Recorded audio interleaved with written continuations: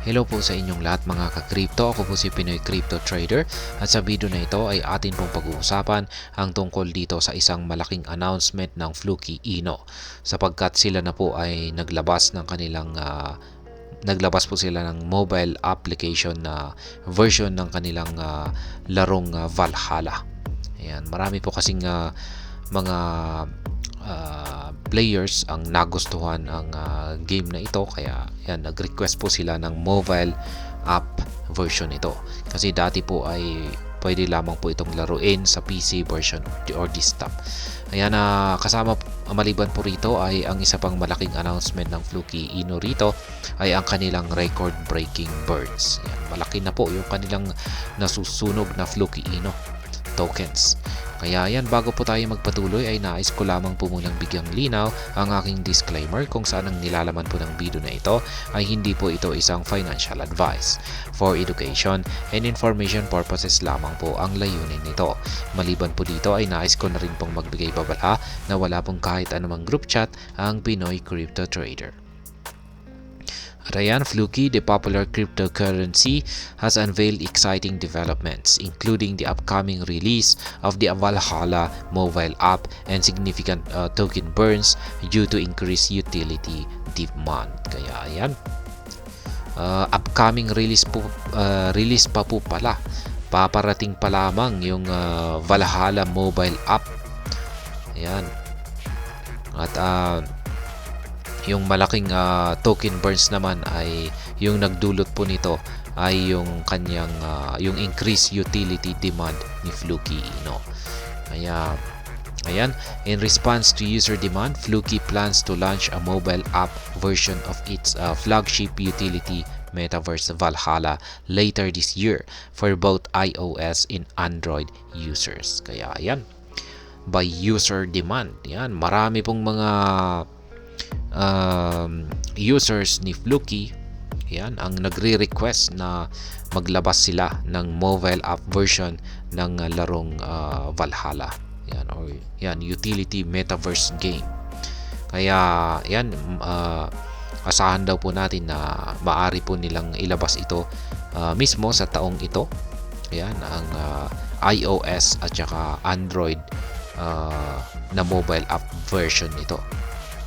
This move aims to expand Valhalla's accessibility to potentially billions of new worldwide users, aligning with Fluky's goal of becoming the most recognized and utilized cryptocurrency globally.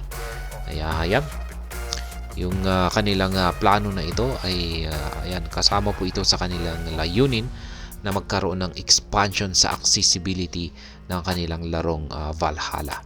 Yan, inaasahan po nila na aabot po sa bilyon ang maglalaro rito. Ayan, or magkakaroon ng access dito sa kanilang metaverse game na tinatawag po nilang Valhalla. Ayan, Valhalla, already live on the OPBNB testnet, has garnered immense popularity, ranking as the world's most popular metaverse cryptocurrency on CoinMarketCap. The game's mainnet release is scheduled for later this year, further amplifying its impact in the crypto gaming space. Kaya ayan, sa ngayon ay si Valhalla ay naka-testnet pa lamang po siya. Kaya hindi pa po siya officially released. Yan, sapagkat naka-testnet po siya. Kung pag nalipat na po siya or na-launch na po siya sa mainnet, ayan na po ang official. Yan, official na po siya. Kaya ayan, nandito pa lamang po siya sa testnet ay pinagkakaguluhan na po siya. Ayan, marami na po ang ayan, sumisikat na po talaga siya ay nasa testnet pa lamang po siya. Kaya ayan, kung pag ito po ay na-release sa mainnet ay ayan, inaasahan po natin na ito raw po ay mailalabas or mailalunch mismo sa taon na rin po na ito. Kaya hindi po nila patatagalin ito.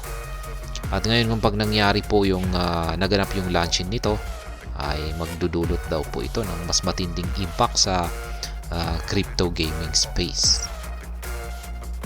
Moreover, Fluky celebrates record-breaking token burns with over $404,800 worth of Fluky tokens burned in the past week alone due to strong utility demand. Kaya yan, dahil po sa matinding utility demand dito kay Fluky Ino, ay siya po ay nakapagtala ng record-breaking na token burns at umaabot po yung nasunog na yan ng higit $404,800 na worth or na halaga ng Fluky Ino tokens ang nasunog nitong nakalipas lamang na linggo. Yan. As Fluky strengthens its utility ecosystem and reinforces its commitment to innovation, investors and enthusiasts eagerly anticipate further developments and advancement in the Fluky project. Kaya yan, inaasahan po ng mga investors at mga enthusiasts ang patuloy na development or paglago ng mga Fluky projects. Ayan. At yan po ang matinding announcement ngayon ng Fluky Ino. Yan, napakaganda po. Kaya ayan, hanggang dito na lamang po tayo sa video na ito. Sana po ay inyong nagustuhan ang aking paliwanag dito.